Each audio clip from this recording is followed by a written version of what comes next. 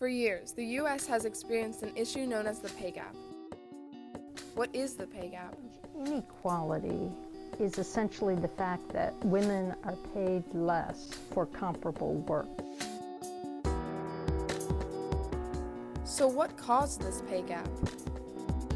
Part of it is history and has to do with a belief system that women were not going to be the primary breadwinners, and that if a woman was working, either she was single and didn't have a family to support, or she was married and really it was sort of, well, she was just sort of doing this for fun.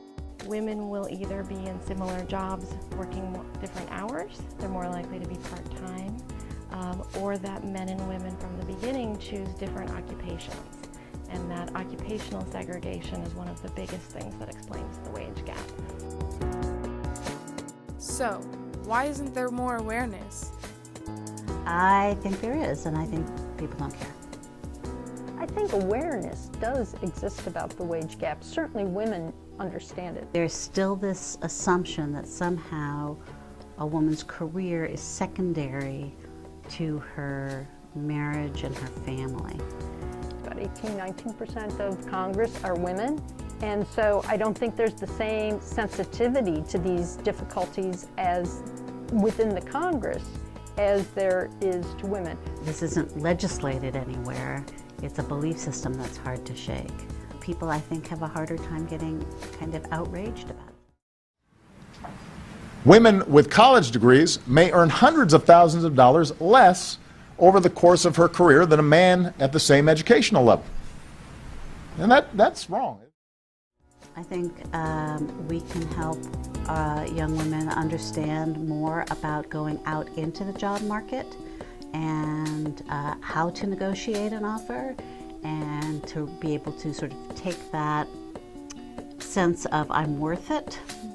I think that as we have more professional women, perhaps they can finally begin to kind of chip away at these historical problems of discrimination which continue to persist and have real life consequences for people. In addition to the wage gap, what is the issue about the pink tax? A recent study by the New York Department of Consumer Affairs surveyed almost 800 items from healthcare products to kids' toys and clothes, and found in 42% of cases, women pay more. Consistently, we find that women are paying more for goods in the aggregate than men. And it's not enough to say, hey, we have an item, look here, this costs more for a man than a woman. That doesn't negate the aggregate result. I hate it. It makes me very angry because the pink tax is being levied on people who are actually already paying a wage tax, right? They make less money and they're being charged paradoxically more for the products that they need. Some people would make the argument that tampons should not even be taxed, much like certain food, right? Food is a necessity, so it shouldn't be taxed.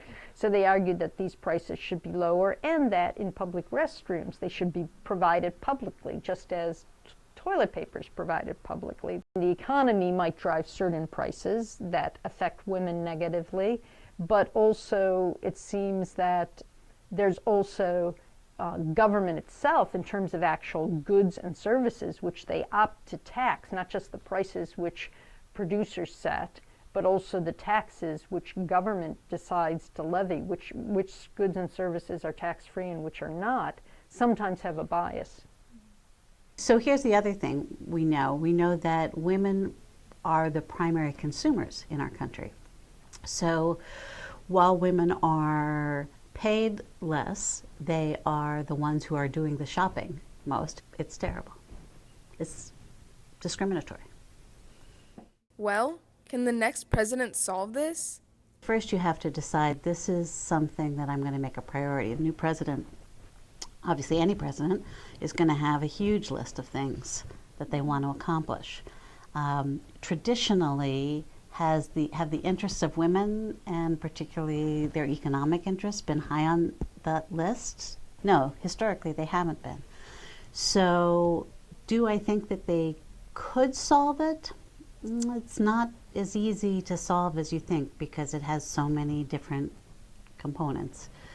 But they won't even have a chance of solving it if they don't want to. Republicans in the House and the Senate believe that there should be less regulation, that is, less legislation dealing with, for example, the Ledbetter Act and the requirement that people be paid equally, that there should be less legislation and regulation of business and salaries rather than more. So to that extent, I don't see them believing that legislation is the way to address the problem.